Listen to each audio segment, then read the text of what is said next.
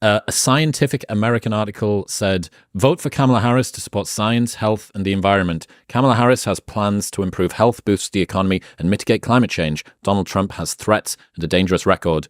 What do you think about the editors of Scientific American endorsing a candidate for the second time in only 179 years? Well, I mean, I would say that they're not actually adding to their own credibility. I mean, the data that I've seen suggests that not a lot of voters are going to shift their viewpoint based on the grand input of Scientific American, but a lot of people are going to shift what they think of Scientific American because of that input. And science overall. Yes.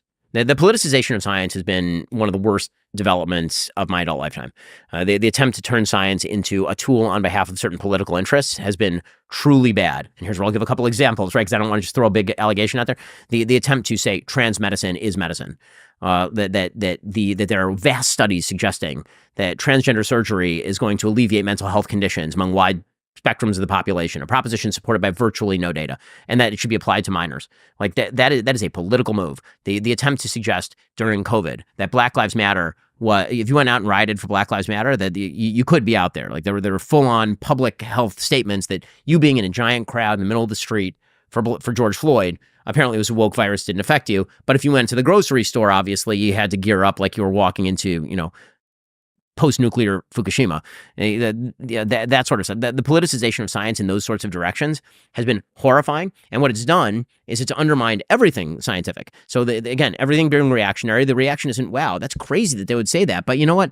What they're saying about, what they say about, this particular food and its effect on health, that might still be true. It was like, well, fuck those guys. Like if they say that this is wrong, then everything they say is wrong. Blanket coverage. Exactly. And you see that, again, in a wide variety of sort of arena in public life, that institutions, it's very hard to earn credibility for an institution, and it's incredibly easy to blow it up.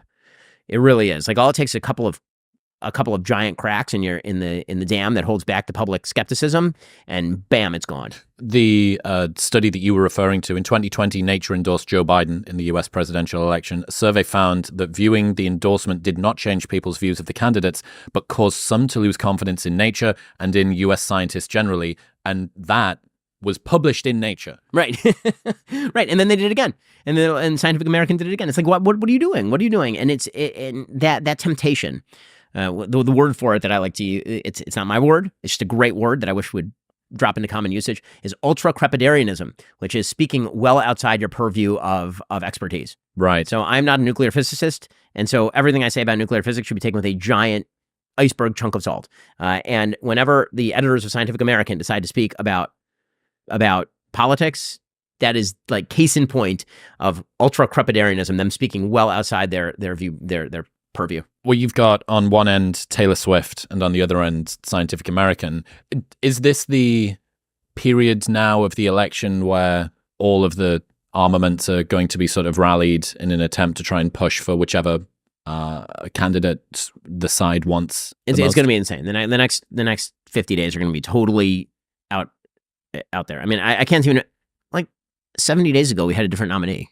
Like, well, what the hell, man? I mean, like this thing is shifting so fast that if you think that we've seen the last event in this election cycle, what I've said is that God's writing this year is just awful. I mean, it's like season 8 of Game of Thrones. They spend all this time building up and like developing characters, and it takes you like a year to get from King's Landing to the Wall, and then season 8, they're like, you know what, fuck it, the timeline's all after. Yeah, exactly. You're getting on that dragon, and you're up there in 5 minutes, and you're just zooming back and forth, and none of the plotting makes sense. And it's like if it's on the board, then, I mean, God's going back to his old storylines now. I mean, like we've had 2 assassination attempts in the last 8 weeks. Like we're now getting like repeats in the storyline. Yeah. So I don't know. He's the wrong people are in charge of the writers' room. This is a badly written season of Trump. Trump season 8 is not good.